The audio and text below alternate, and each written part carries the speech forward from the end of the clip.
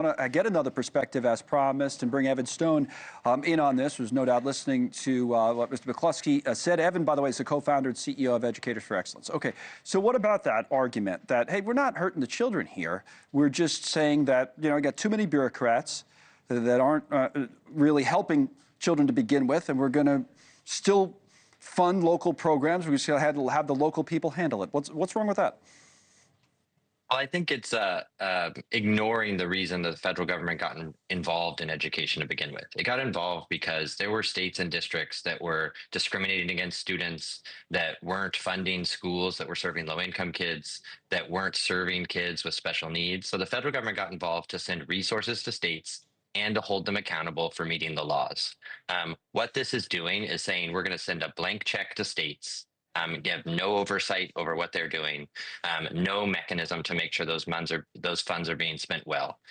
And so this is just an attempt to dismantle the critical civil rights functions of our Department of Education and to ensure that the 26 million students who are low income that receive supports from the federal government get what they need.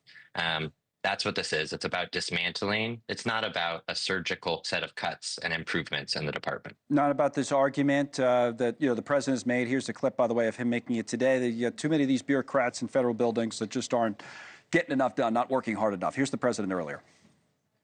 Many of them don't work at all. Many of them never showed up to work. When we cut, we want to cut, but we want to cut the people that aren't working or not doing a good job. We're keeping the best people. Does not apply, Evan, to some people at the Department of Education? What would you say? Absolutely not. I think these are hardworking civil servants who have dedicated their lives to trying to improve the quality of education across the country. Is there room for efficiency? Sure. Is there probably some duplicative tasks going on at the department? Definitely. But this was not a surgical set of cuts. This was a complete destruction and a dismantling of the fundamental role that the federal government plays in our schools. And it's going to hurt students. It's going to hurt teachers. And that's why teachers and the general public oppose this. In our polling, over 80% of teachers think this is the wrong decision. Marist did polling, 64% of the American public, and even 40% of Republicans think this is the wrong decision.